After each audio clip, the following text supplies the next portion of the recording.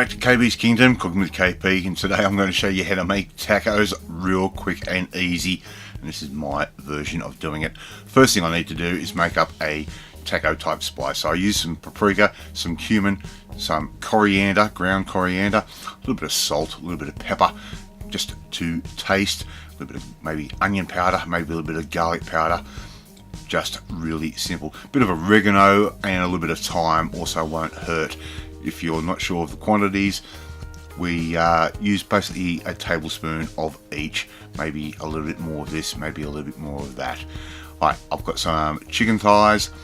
I'm just putting those straight into a roasting pan or casserole dish. I'm just going to lay over our spices like that.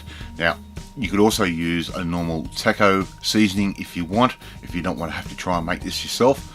But having fun and experimenting and making it yourself is a hell of a lot of fun. So we're just going to put a little bit of water in there as well. I'm going to put that in the oven for about 40 minutes in our casserole dish at 180, maybe 185 degrees, and we're just going to let that cook off. Very, very basic. I'm not going to go too far into this chicken recipe because the real reason for this video is to show you how to make flour tortillas. So all I'm going to do is shred that chicken off. You don't have to use a spiced chicken like this. You could also just use a pre-purchased barbecue chicken or rotisserie style chicken. It doesn't really matter. I wanted this just for a bit more flavour. So I've got all my shredded chicken there. I'm just going to top that off with a little bit of lime juice like I'm doing right there. It's going to give it a real nice zing. And that's what I love about it. And if you have used a pre-purchased chicken, again, use the lime juice. Maybe a little bit more salt just over the top just to enhance the flavour. I've got my oven now sitting at around about 100 degrees Celsius, and I'm just going to pop the lid on and leave that in there just to keep warm while we get on with making our flour tortillas. Okay, I've also got some feta cheese here because we don't have that fancy Mexican cheese like the folks in the US do. So it's a little bit of feta cheese goes in. I'm just going to give that a quick blitz and crumb that up, and that's going to be our cheese content for our tacos. Alternatively, you could also use just your regular old tasty cheese shredded up if you want.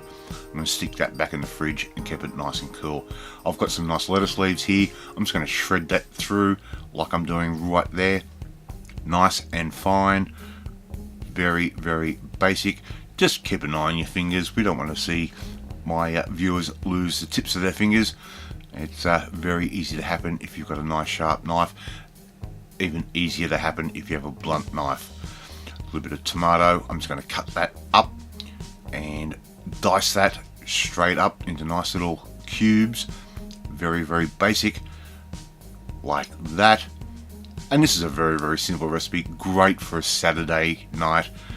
Take you a little bit of time, but there's a lot of fun in this. Again, it's almost arts and crafts with KP, not cooking with KP, but we'll get there. Alright, 3 cups of plain flour. We're using 2 tablespoons of baking powder. We're going to add 1 teaspoon of salt. I'm just using a table salt there. No need to use anything too fancy. I've got a dough hook on my mixer, and we're just going to mix that through very, very briefly. It's a very simple dough, this, folks. Very, very simple. The next thing we're going to add is 1/3 of a cup of oil. You could also use lard or a vegetable shortening if you wish. That is totally up to you. Oil is what I had, and that's what I'm using. I'm just going to add 1 cup of hot water, maybe a cup and a half, also a cup and a quarter if required. You will know while you're mixing the dough. If it becomes a little bit too thick, just add that extra 1/4 cup of water. Alright, everything's mixing, and you can see the top of my mixer is moving around a lot, and we only discovered while shooting another video today that we actually broke it. And it wasn't an expensive mixer. You don't have to spend a lot of money to buy one of these styles of mixers. Alright, we want to knead that for a good 5 minutes. Just roll it out, fold it back over, turn, roll it back out with your hands. Just keep kneading it, keep working those glutens, and that'll also help mix any of that flour and other liquids together. So in the same bowl, a little bit of spray oil. I'm just going to pop that dough straight in. I'm going to cover it just with some cling film. And if you're not good with cling film, get someone to help you. I'm terrible with cling film, believe it. So I've left that rest for 15 to 25 minutes. I'll turn that back out onto a board. As you can see, I have a tea towel underneath the board. That is to help stop it from sliding around. And all we really need to do now is roll this out into a nice little log. I'm doing some quick measurements using the blade of my knife, as you can see I'm doing right there, to work out where the center of that log is. I'm just going to cut it straight through the center. And basically we're going to cut this into 16 pieces. So every time you make a piece or cut a piece, you want to cut the next one in half again, and you will end up with 16 nice pieces like that. I'm going to roll these into a ball. And if you've seen my Asian steamed buns, it is exactly the same process. I'm just going to roll those out like I'm doing there. Very, very basic. And this is going to make our little tortillas. So we're going to roll this out with a pin, roll it out evenly, and try and make them as round as possible. I'm not really good at doing this sort of thing, but with practice you get better as you go. The first one's going to turn out absolutely terrible, believe me, but you will get there in the end. By the time you make that last tortilla, it'll be absolutely perfect. Now I've also cut 16 pieces of oven paper or baking paper. I'm just going to lay those in between our tortillas. We're going to make up a nice little vessel here with some aluminium foil, and this is going to help keep our tortillas nice and warm after we have cooked them. Alright, so we've got a pan. We've got that on a good medium heat. You don't want to put these styles of pan on a high heat, you will destroy the surface. We don't want any oil at all because we have oil in the pastry. We're just going to lay that tortilla down and we're going to wait for bubblage to happen.